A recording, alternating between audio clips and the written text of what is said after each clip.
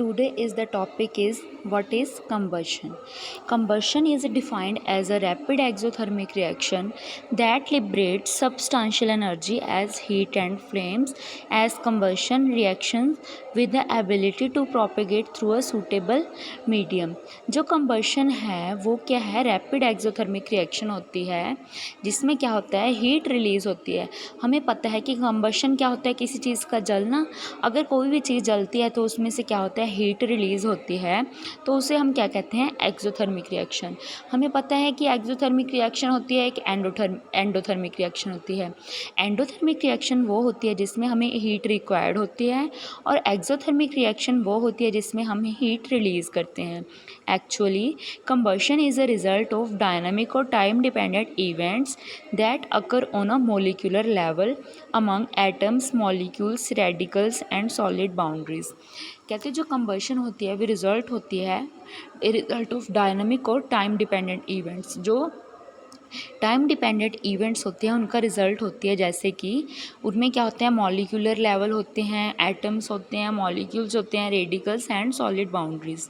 Combustion generate air pollution, pollutant formation and oxidation kinetics as well as their reduction techniques are explained in this chapter. जो combustion होती है वो किसकी वजह से जनरेट, उससे क्या जनरेट होता है, एयर पोल्यूशन होता है, उससे पोल्यूटेंट फॉर्मेशन होती है, मतलब पोल्यूट करने के लिए सब्सटेंस वगैरह बनते हैं, ऑक्सीडेशंस होती हैं, रिडक्शंस होती हैं, है ना। नेक्स्ट है हमारा कि जो हमारी कंबशन है वो कितनी टाइप्स की होती हैं। फर्स्ट वन है हमारी rapid combustion. When combustion occurs rapidly it is called rapid combustion.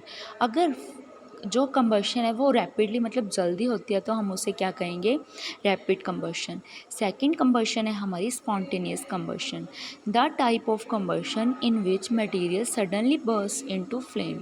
जैसे कोई मटेरियल होता है जो जल्दी आग को पकड़ लेता है, उसमें क्या होता है कि जो कंबशन है material suddenly burst into flames, मतलब जल्दी जलने लग जाता है without the application of any apparent cause is called spontaneous combustion. मतलब कि किसी भी without any application of any apparent, without any application of apparent मतलब किसी की एप्लीकेशन के बिना वो जलने लगता है, उसे हम क्या कहते हैं, स्पॉन्टेनियस कंबशन। इसकी एग्जांपल क्या होती है, बर्निंग ऑफ फॉस्फोरस। फॉस्फोरस जैसे हमें पता है माचिस की डिब्बी होती है, जो उसमें स्टिक्स होती हैं उनके क्या फॉस्फोरस लगा होता है, वो बिना किसी अपेरेंट के जल्दी से जल जाता है, वो क्या है, बर्निंग ऑफ फॉस्फोरस। नेक्स्ट है थर्ड वन हमारा कंप्लीट कंबशन।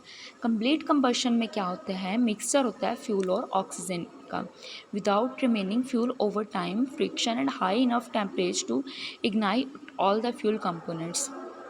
इसमें क्या होता है, कंप्लीट कंबशन। कंप्लीट कंबशन क्या होता है, इसमें जो फ्यूल होता है वो क्या होता है, मिक्सचर होता है फ्यूल और ऑक्सीजन का, और जो उसके लो टेम्परेचर भी उसको, मतलब कि जैसे किसी मटेरियल को हमने जलाना है और उसका लो टेम्परेचर है, अगर वो तब भी आग पकड़ लेता है तो उसे क्या कहते हैं हम, कंप्लीट कंबशन। नेक्स्ट है हमारी इनकम्प्लीट कंबशन। इनकम्प्लीट कंबशन क्या है, incomplete combustion is typically caused by inadequate air fuel mixing. जैसे हमें पता है कि ऑक्सीजन तो एक प्रॉपर गैस है, बट जो एयर होती है उसमें क्या होती है, मिक्सचर ऑफ गैसेस होती है, उसमें ऑक्सीजन भी होती है, कार्बन भी होती है, नाइट्रोजन भी होती है, कार्बन डाइऑक्साइड भी होती है। तो इनकम्प्लीट कंबशन में मिक्सचर होता है एयर और फ्यूल का। insufficient residence time, insufficient temperature and low total excess air। इसमें क्या होते हैं, insufficient temperature and low total excess air। इसमें total excess air होती है जो वो low होती है, और temperature क्या होता है, insufficient होता है। नेक्स्ट है हमारा 5 एक्सप्लोजन। एक्सप्लोजन का नाम सुनते ही हमें पता चल जाता है कि एक्सप्लोजन क्या है, किसी चीज़ का फटना, जैसे किसी चीज़ का ब्लास्ट होना। When a sudden reaction takes place with the release of heat and light and evolution of a large amount of gas takes place, it is called an explosion. कहते हैं अगर कोई अचानक रिएक्शंस प्लेस होती है तो क्या होता है, रिलीज़ होता है हीट एंड लाइट का, उसमें क्या होता है, large amount of gas, evolution मतलब large amount of gas release होती है, उससे क्या होता है, एक्सप्लोजन हो जाता है। जैसे मान लो कि हमने कुकर रखा है, उसमें हमने पानी रखा है उबालने के लिए, उसकी विसल आने लगती है जब एक लिमिट तक वो उबलता रहता है, बट एक लिमिट पे आके वो उसका पानी सारा सूख जाता है। मतलब जब उसे हमने हीट उसके नीचे जला रखी है और वो जलता रहेगा, तो क्या होगा, एक टाइम पे आके वो फट जाएगा। उसे हम क्या कहेंगे, explosion. For example fire crackers, necessary condition for combustion. अब ये हम इसमें पता करेंगे कि कंबशन के लिए नेसेसरी ज़रूरी कंडीशंस क्या हैं। कहते हैं there are the 3 necessary conditions for combustion, these are presence of combustible substance, क्या है कि कंबस्टिबल सब्सटेंस की प्रेजेंस होनी चाहिए। Next one, presence of supporter of combustion, जो सपोर्ट करता है कंबशन को, वो उसकी प्रेजेंस होनी चाहिए। Heating the combustible substance to its ignition temperature, जो हमारा कंबस्टिबल सब्सटेंस है उसके इग्निशन टेम्परेचर भी हीट होना चाहिए, उसके लो टेम्परेचर पर भी। The presence of fuel plays an important role, जो फ्यूल प्रेजेंट होते हैं उसके वो इम्पोर्टेंट रोल प्ले करते हैं। जैसे कि आग नहीं जलती कई बार, जैसे कि हम लकड़ियों से आग जलाते हैं, कई बार आग नहीं जलती, जैसे लकड़ियाँ गीली होती हैं तो हम फ्यूल का यूज़ करते हैं, जैसे पेट्रोल का या कैरोसिन ऑयल का यूज़ करते हैं ना आग को जलाने के लिए, तो हमारी आग 1 मिनट से जल जाती है। नेक्स्ट है हमारा द प्रेजेंस ऑफ एयर और ऑक्सीजन, उसमें क्या होता है, हमारा ऑक्सीजन और एयर का भी प्रेजेंस होना चाहिए। नेक्स्ट है हमारा ignition temperature. Ignition temperature is maintained. It is defined as a substance that catches fire at low temperature. Ignition temperature क्या है हमारा, इसमें क्या है कि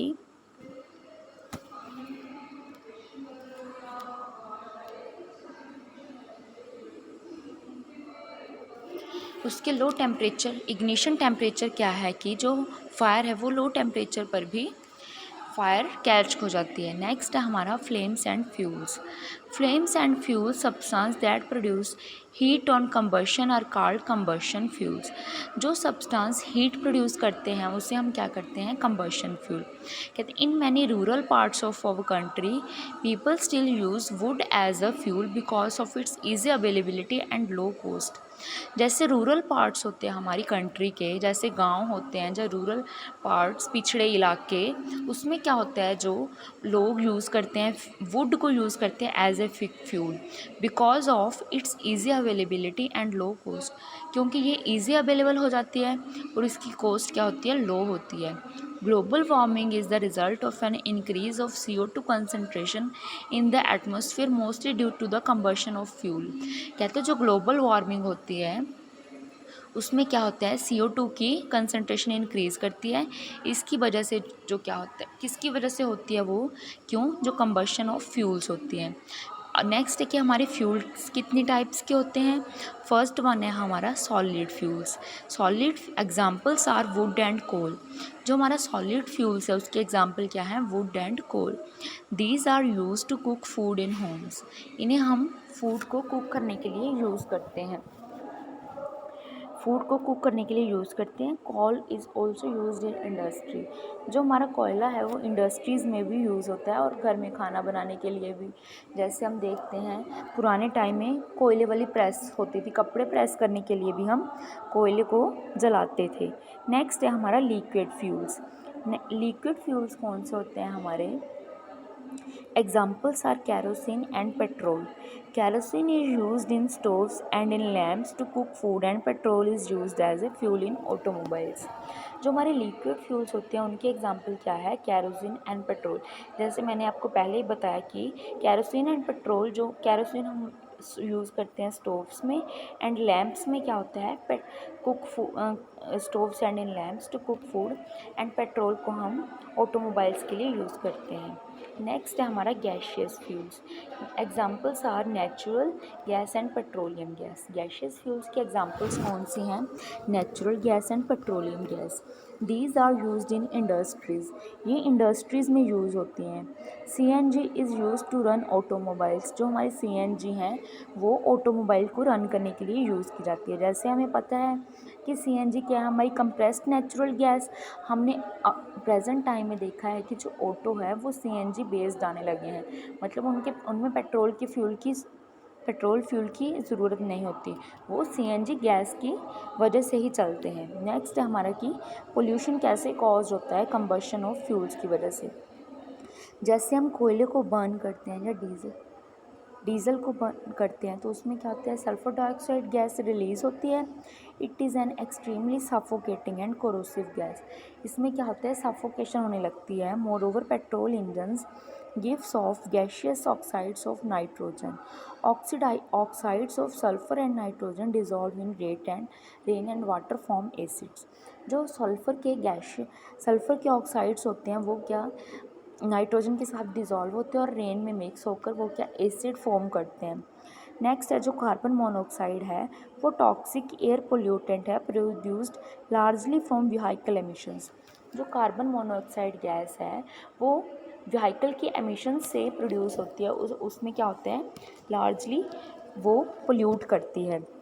नेक्स्ट है हमारा जो फ्यूल्स होते हैं like wood, coal, petroleum which are carbon fuels produce unburned carbon particles. जो पार्टिकल्स जलते नहीं हैं वो कार्बन पार्टिकल्स होते हैं, वो अनबर्न्ड कार्बन पार्टिकल्स प्रोड्यूस करते हैं। जैसे हम लकड़ी को जलाते हैं या कोयले को जलाते हैं या पेट्रोलियम को। इससे क्या होता है, हमें रेस्पिरेटरी डिसीज़ होनी स्टार्ट हो जाती हैं, स्किन डिसीज़ होनी स्टार्ट हो जाती हैं। नेक्स्ट है generally CO2 is released during burning of fuels. CO2 gas release होती हैं बर्निंग ऑफ फ्यूल्स की वजह से। It causes the rise in the temperature of the atmosphere of earth which is called global warming. इसमें क्या होता है, CO2 release होती है बर्निंग ऑफ फ्यूल्स की वजह से। इससे क्या होता है, टेम्परेचर राइज करने लगता है और क्या स्टार्ट होनी शुरू हो जाती है, ग्लोबल वार्मिंग। नेक्स्ट है incomplete combustion of fuel releases many poisonous gases such as carbon monoxide. It can kill people sleeping in a room by causing suffocation. इसमें क्या होता है, इनकम्प्लीट कंबशन होती है, जो फ्यूल होता है release many poisonous gases such as जहरीली गैसेज रिलीज़ करती है, जैसे कार्बन मोनोऑक्साइड, जो किल करती हैं जो रूम में स्लीप कर रहे होते हैं सफोकेशन की वजह से।